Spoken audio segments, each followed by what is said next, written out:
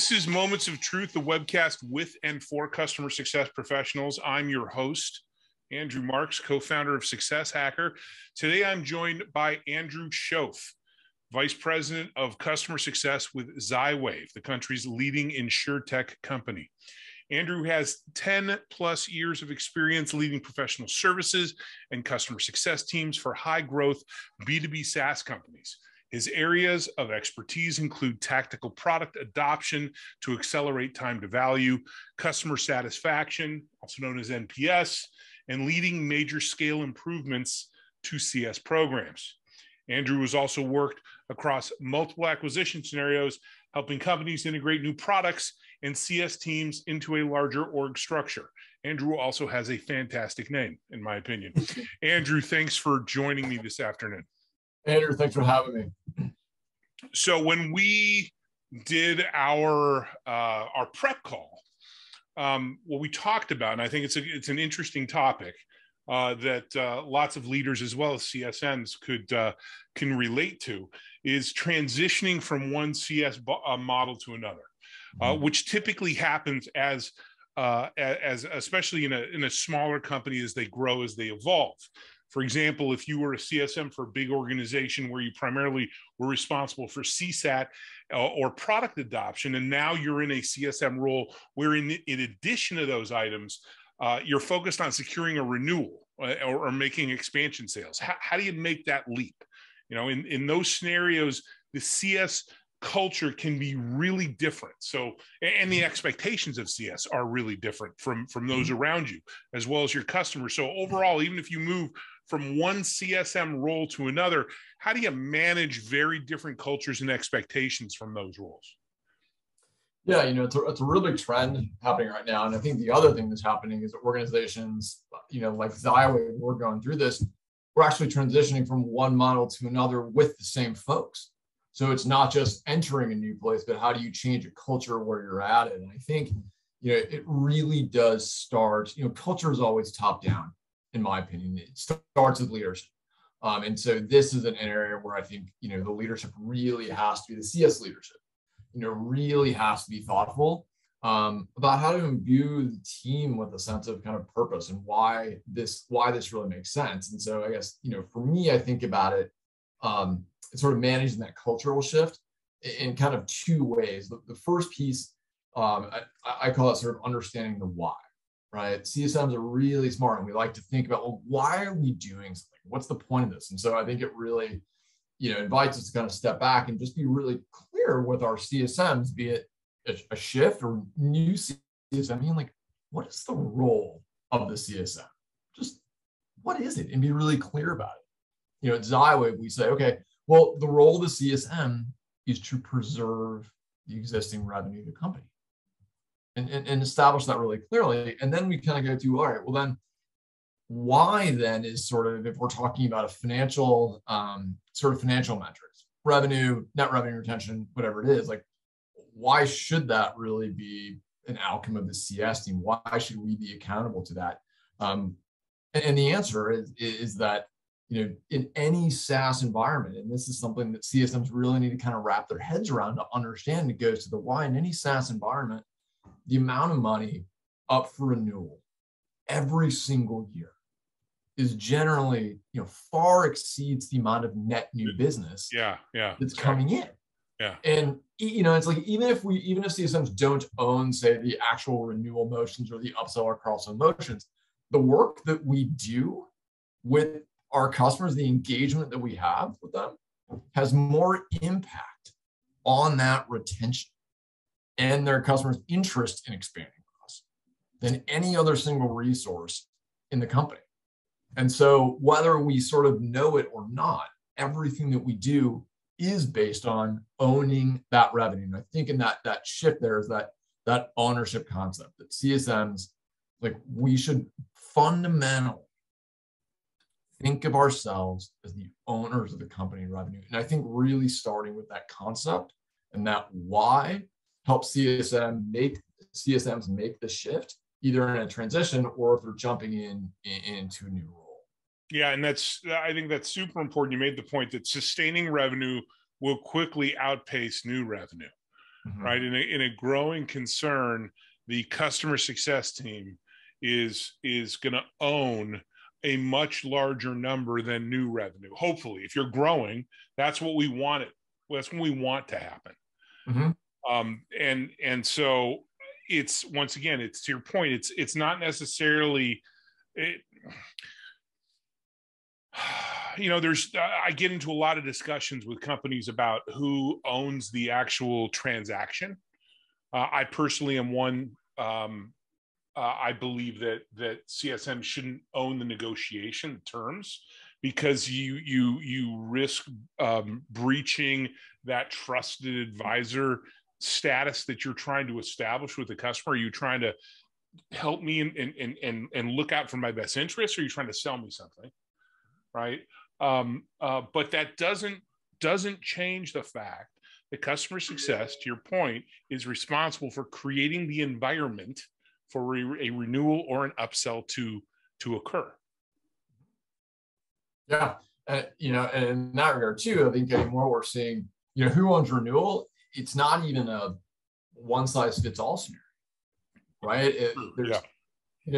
And you might have CSM dealing with different models that way, right? And so again, it's not the point of who owns renewal. It's what are you doing to own the revenue to get to the outcome, right? Because the outcome is all that matters. Right. Exactly. The outcome is all that matters. And it's what matters to your customer. It's what should matter to you. So when you get to that point, and I like the way you approach it as the understanding the why, right? And that kind of points to what we are trying to do when we're driving adoption with our customers, the what's in it for me, right? So you're using some of those same change management concepts with your own team. Why is this not why is this good for the company? I think you need to be able to frame that to your team as why is this good for you individually and us as a team? Yeah. And, to that extent, what I found is that when you really first frame it, right, folks want this, right? They want to have a bigger sense of ownership of the customer relationship. Like things like, the tech, like tech support, right? Or product training. Those are great functions, right? But that's generally not what CSMs really want to be spending the majority of their time doing. CSMs, by and large, that I work with, want to be strategic resources for the customer. Nothing frustrates CSMs more than feeling like they're not strategic. They're not looked at that way. And the reality is, customers, if you want to be strategic with your customers, they have to see you as someone who's not just solving a technical problem for them, but solving a business problem. It's someone who can actually lead the discussion about, are you getting value out of your investment relative to what you paid for, right? And that's the discussion that CSMs really should want to have. And that's actually what makes them strategic in nature, and being sort of having accountability to those numbers. If you want to be strategic, having accountability to those numbers makes that happen. And so, my CSMs are ones that I work with are, that's what makes them feel like, okay, this makes sense. Like, that's what I want to do. Like, I want to be strategic. I want to have those cool, hard business conversations. And it comes with, okay, let's talk about the number. It doesn't matter if you own the renewal motion or not, but you own all the things. You're the one that should ask the customer. Yeah, if the renewal was tomorrow, would you do it? Exactly. Regardless of who owns it. And so that's a big help of like, what's in it for me is that it's really the job that you want. Yeah. And that's where I found that really, people get excited about it when they realize like, oh, that is what I want. That's what I signed up for. So taking that to the next step, how do you position? I mean, we've sold them on the why, right? And this is what you should be interested in doing. This is strategic. This is a career builder for you, right? You've become an expert in this field. You've spent the time to understand your customer. You help them connect the dots between what your platform can do and what they can get out of it. Now, how do you go about positioning and selling the team on the need to own that number, right? How do you establish that new culture? How do you position it with your team? How do you help them maintain this balance though of owning the number, but at the same time not selling. Yeah, and that's a really good point. I think there's a natural sort of pushback because, and this is what I talked to CSM about. Like, look, owning a number doesn't mean that you're a pure commission-based salesperson, right? That's not the same thing. And if we wanted you to be in that role, you'd be in that role, but that's not it, right? And so, that's sort of the first hesitation I always try to kind of put aside. It's like, look, owning a number does not mean you're in sales. It means like there's so much of sales what we do, but it doesn't mean you're a salesperson. And it doesn't have to confuse, to your point, the like, is there a conflict of interest here, right? And so then they say, well, how, why? Well, here's like the tactical way that I often approach this is, sales reps have like an individual quota, right? I've got a quota, I've got to hit it. And there are times in CS where you have individual quotas like gross and net revenue retention. That's okay.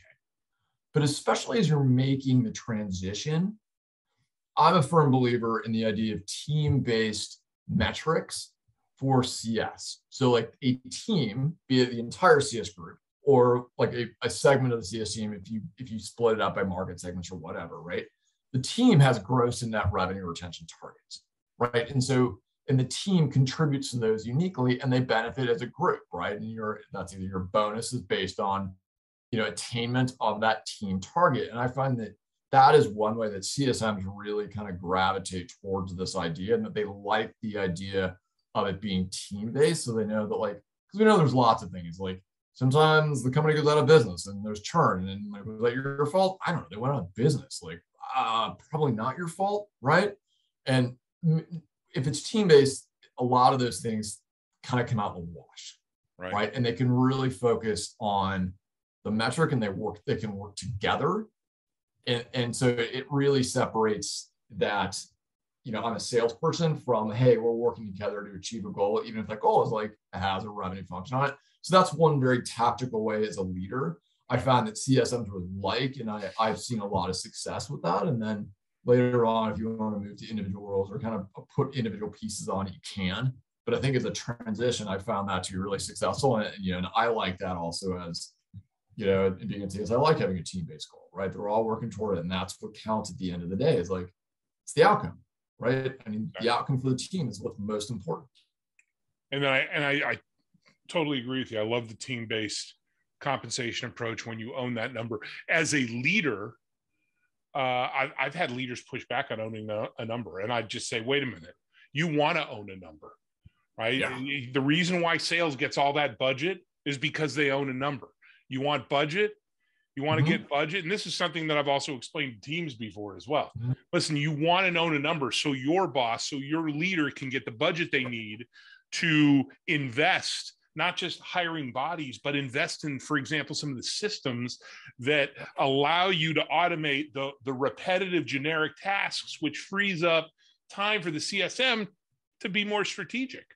Exactly. Yeah. I often talk about teams like, look, this is how we fund the things that you want, right? Especially when we talk about net revenue retention. Why is that important to us? Because net goes all the way to the bottom line. Bottom line equals money.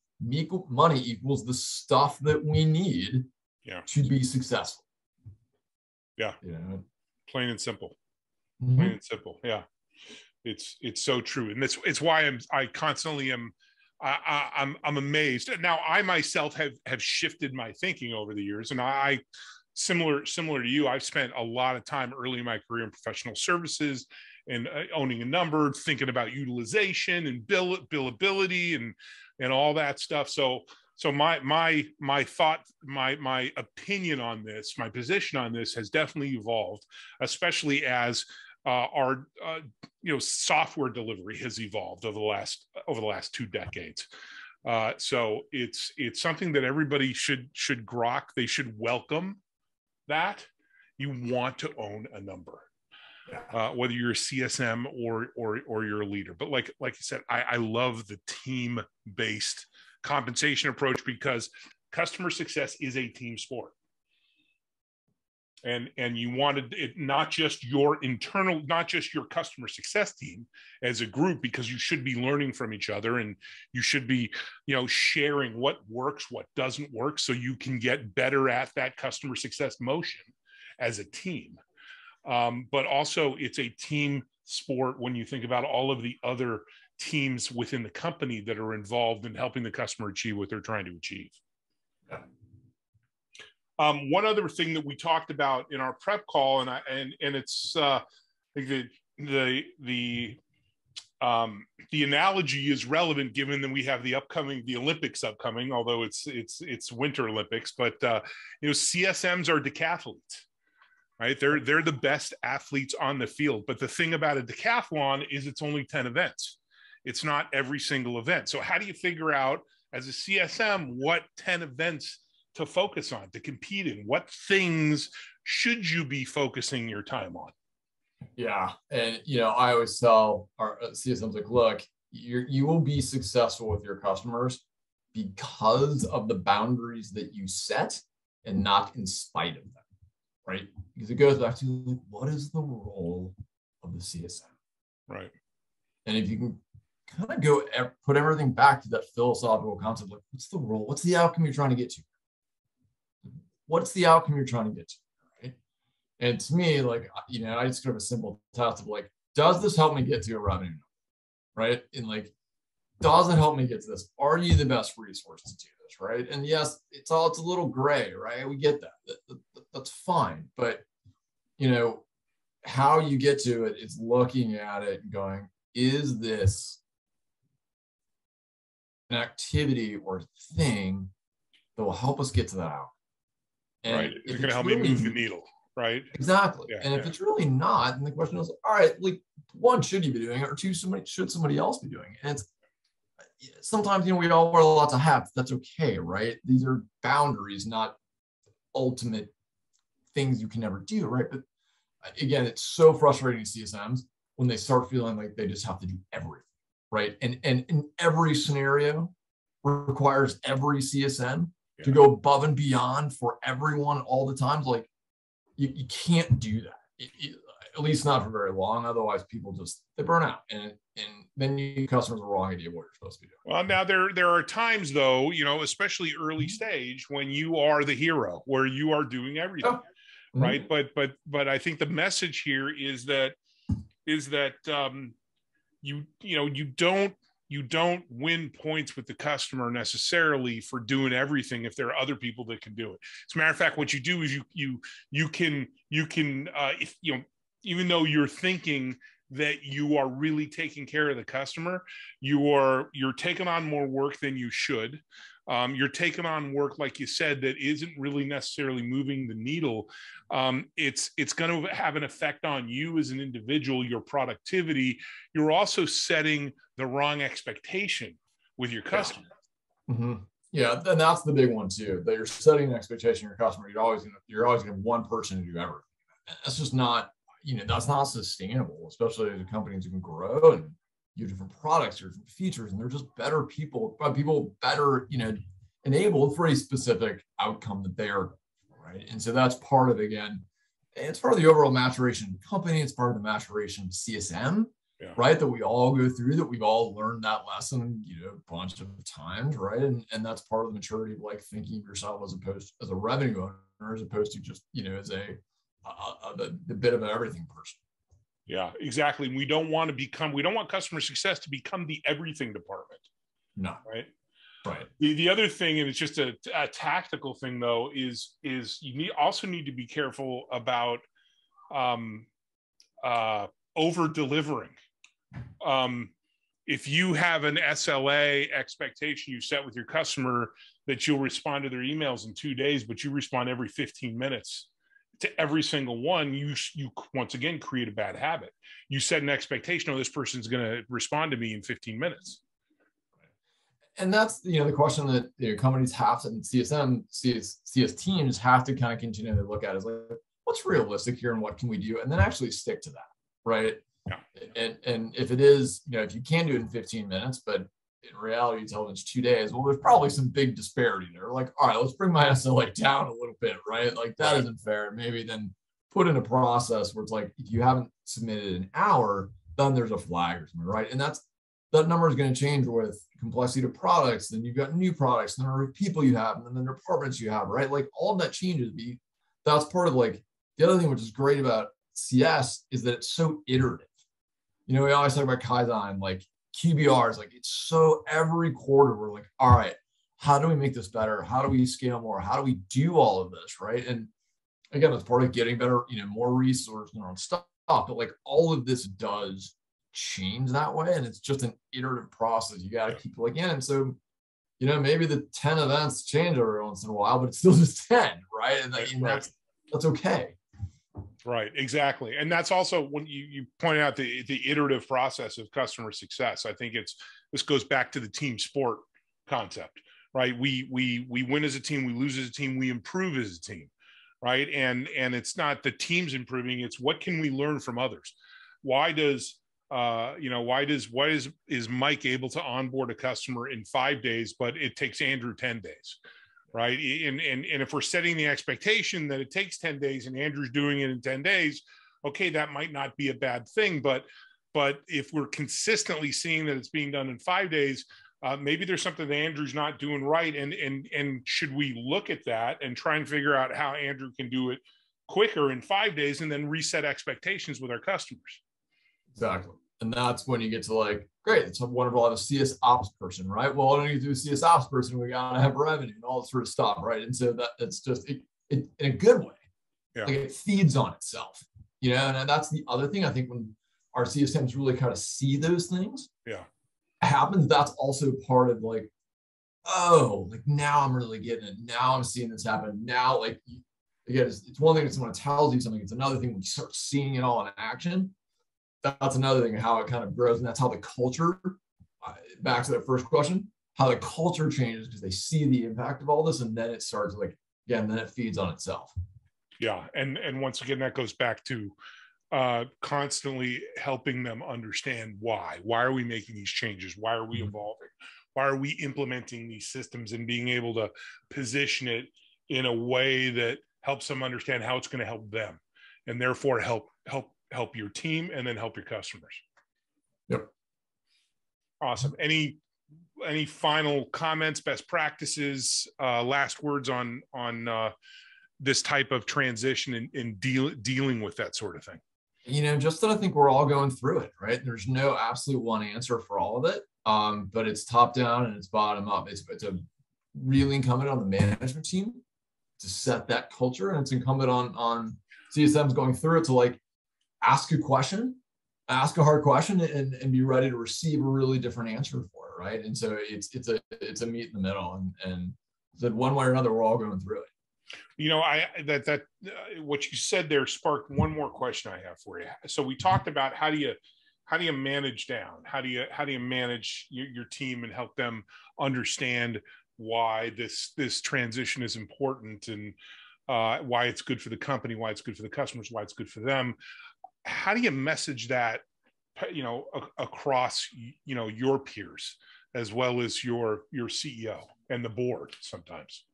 Yeah. This is where I think, interestingly enough, you see a lot of people from like the sales organization say, well, why don't you have this? Right. And so I've actually found that it's pretty easy to get sort of buy-in there, but the buy-in or the challenge is less about why we should own it, but why it's not like sales.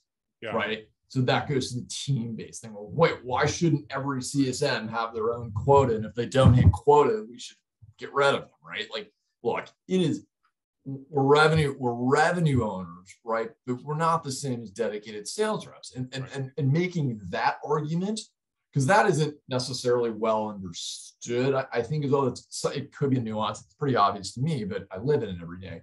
Yeah. So that's really the conversations that I sort of have, especially like with sales leaders, because CS, like I interact with sales leaders more than anyone else, right? And I love my sales rep colleagues. Yeah. But that's the thing, is like helping them understand why it is different a little bit and why, like, say, a team-based makes a lot more sense than a typical sales structure, right? And why things like spiffs sometimes don't quite as get people to move as much on the CS side as they might on the sales side, because there's a different philosophy, and B, it's a different role a little bit. So that's usually the sort of the conversation I'm having internally with my sort of peers. Well, it's a different set of motions, right? Even if you own a number, it is a different set. The sales motion is very different, and there's a pipe, there's a pipe, and there's and there's a qualification process, and it's whether it's beam answer or it's spin selling or whatever it is. There's all these methodologies that you can follow as a sales team, and it's a very kind of known rinse and repeat. The problem with customer success, though, it's different, right? We're not selling on this promise and this vision. We're selling on the reality that's already been established. And it's easier, but it's easier sometimes because you're not moving from a promise to reality. Right. You're moving from here's your current reality, here's your next reality, and you're in a much better position as a CSM because you've already proven that you can achieve with the promise. Right? Yeah, you're basically selling the incumbency bias, right? As opposed to trying to disrupt the status quo, right? You're not selling, why change, you're selling why stay. And like those are just different points of view. Yeah. Right. And the motions that go with those are different. Yeah, very different. Cousins, but they're different, right? Yeah. And that's why the CS motions need to be unique. And that's why, all that process needed to be tailored again for CS and for the customer, because it's a different process for them too. Well, in the CS, by that, by nature, the CSM is going to go much deeper than the sales rep who, it's okay, close the deal. Okay, move on to the next hunt, right? I'm going to go hunt. I'm a hunter. Okay, good. You go hunt, bring in the game and then move on to the next hunt. With us, it's okay. We gotta they I've heard the hunter versus farmer. And it's I think that's an okay analogy, but it's not, because you're not really, it's like the planter versus the farmer, right? I'm going to plant these seeds, but it's about taking those seeds, growing them, tilling the soil, growing them again, making sure that, there's something that we can consistently grow in season after season after season. Yeah. There's just a lot there. And that's what CSM's like about it. That's what really attracts people to see. And that's why I like it. We get to see and we get to build those relationships, and we get to be accountable for revenue, which is what we should want anyway. Yeah, exactly. Exactly. Awesome. Andrew, hey, thank you. Appreciate your perspective. Appreciate the time. This is great. I think it's I think people are going to get a lot of value out of your insights and your perspectives. Well, thanks for having me. It was a lot of fun chatting with you.